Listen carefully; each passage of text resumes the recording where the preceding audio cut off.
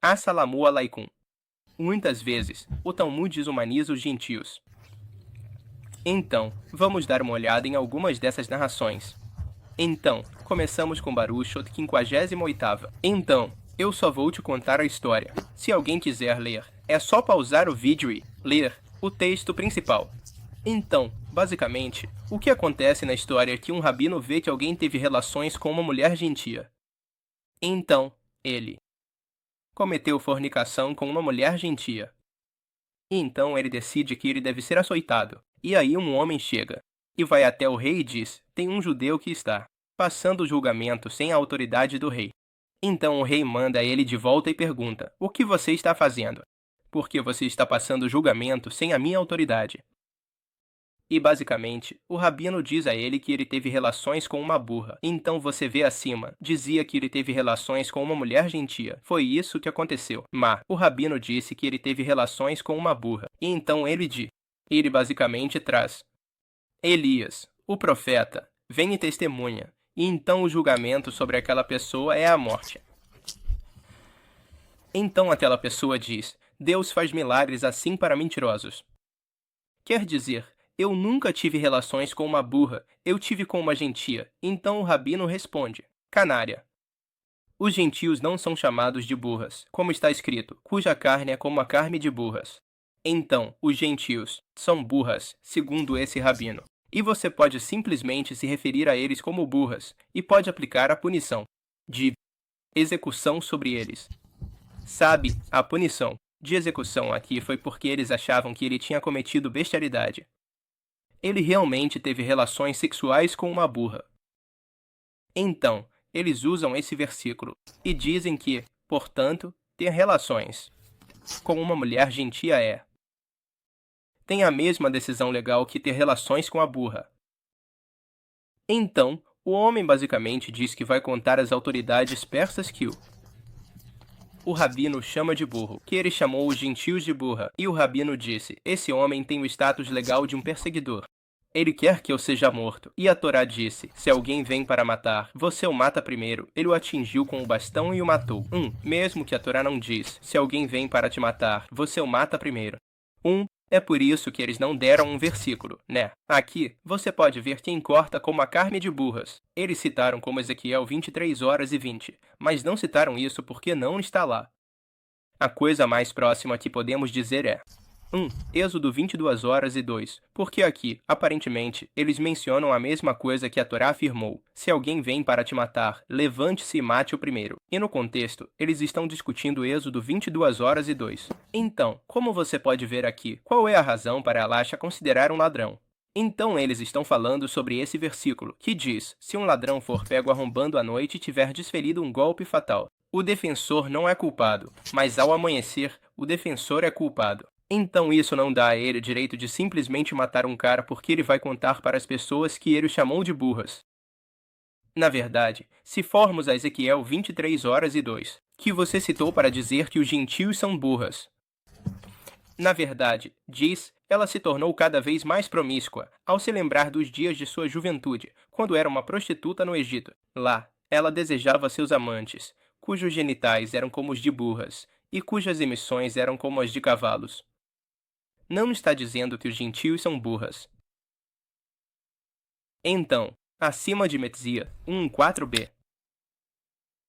Aqui, estão discutindo algumas leis sobre cemitérios e estão dizendo que, sabe, os túmulos de gentios não tornam alguém impuro. Por quê? Na Torá, diz que, sabe, os corpos te tornam impuro. E assim eles dizem que a razão pela qual os corpos de gentios não te tornam impuro é porque, de acordo com Êxodo 34:31, os judeus são chamados de povo de Deus. Você, minhas ovelhas, as ovelhas do meu pasto, são homem. E então eles dizem: bom, aqui o povo judeu é chamado de homem, mas os gentios não são chamados de homem. Então, basicamente, não se aplica a eles. Então, os gentios não são mais considerados seres humanos. É isso que eles estão dizendo. Os gentios não são, cara. Só os judeus são, cara. Então isso é uma desumanização clara. Mesmo que a Torá seja, na verdade, geral, ela se aplica aos gentios, judeus. Mas aqui eles fizeram um racismo bem antigo e tiraram isso. Vamos lá. No Talmud, está escrito que os gentios, se alguém unge óleo em um corpo gentio, ele está isento. E aí eles perguntam, bom, por que eles estão isentos? Eles não estão incluídos no significado do termo pessoa. A Gemara diz, de fato, eles não são, e citam a mesma coisa, que novamente é tirada de contexto. De onde se deriva que vocês, o povo judeu, são chamados de Adam, mas os gentios não são chamados de Adam?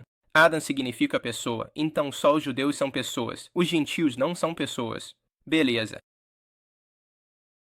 Aqui no Talmud, eles dizem, de novo, que o povo judeu é chamado de homem, Adam, mas os gentios não são chamados de homens. Eles não são chamados de Adam, não são homens.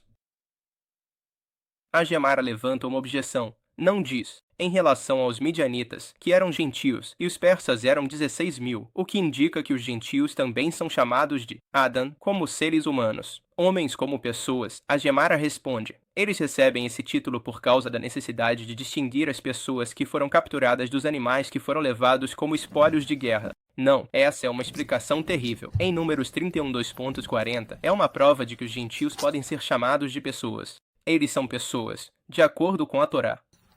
Mas claro, eles têm que arranjar uma desculpa para poder continuar com o racismo aqui no Talmud. Então eles estão discutindo, você, a idade de uma mulher, e quem é considerado menor de idade, é uma menina a partir dos 11 anos e um dia até os 12 anos e um dia.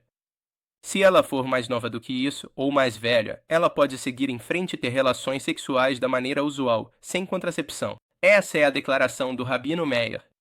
Como se assume que uma menor de 11 anos ou menos não pode engravidar, ela é considerada fora de perigo. Então eles estão dizendo, se você tem menos de 11 anos, você não pode engravidar.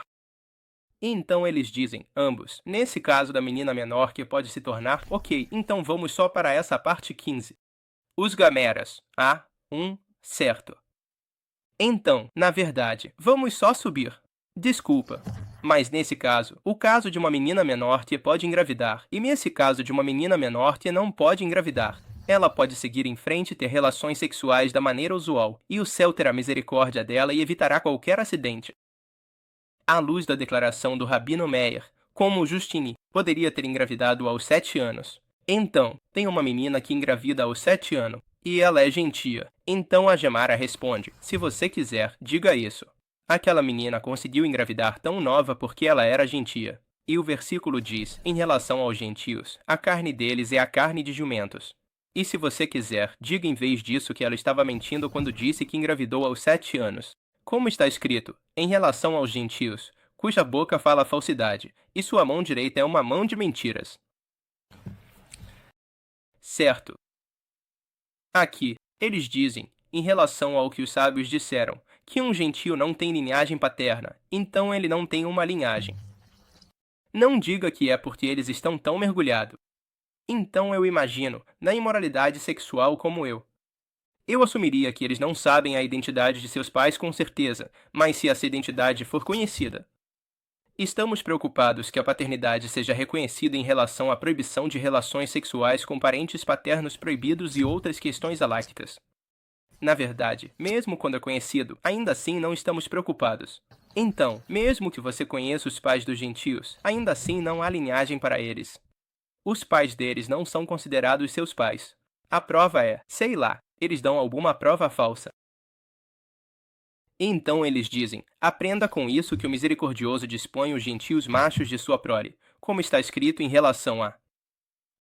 Para os egípcios, cuja carne é a carne de jumentos, e cujo sêmen é o sêmen de cavalos. Ou seja, a prole de um gentio macho é considerada tão pouco relacionada a ele quanto a prole de jumentos e cavalos. Agora, de novo, eu te mostrei Ezequiel 34, 3, 1. Eles continuam citando. Diz assim, e vocês são meu rebanho, o rebanho do meu pastor. Homens vocês são, eu sou o seu Deus, diz o Senhor Deus. Então, se você quer dizer que, como o povo judeu é chamado de homens aqui, isso significa que os gentios não podem ser chamados de homens. Então, Deus está aqui, chamado de Deus do povo judeu. Então, se você vai aplicar a mesma lógica, isso significa que Deus não pode ser o Deus dos gentios. Vê se você vai restringir o fato de que o povo judeu é chamado de homens aqui, e dizer que, portanto, ninguém mais pode ser chamado de homem. Então, Deus é chamado de Deus do povo judeu aqui. Então, pela mesma lógica, Deus não pode ser o Deus dos gentios.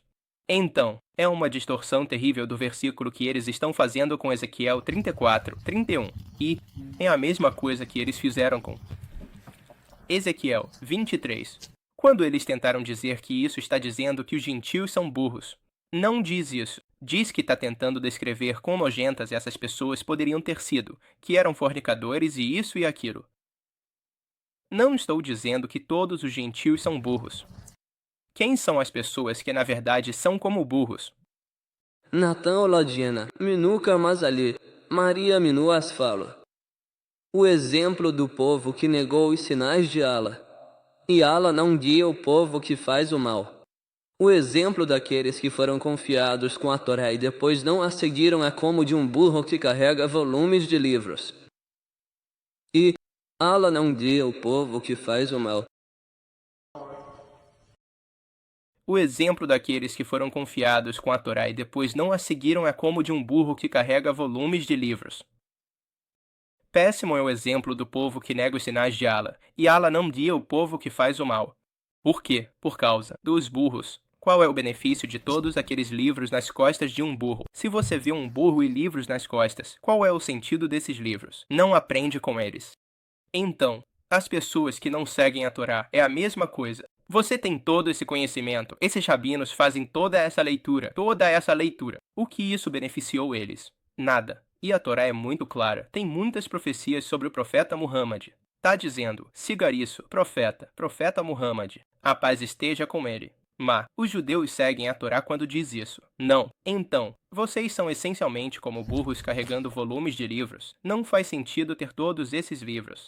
E você continua mudando o texto. Você continua mudando o que a Torá significa. Então você pode chamar os gentios de jumentos e isso e aquilo a Torá não lhe beneficiou.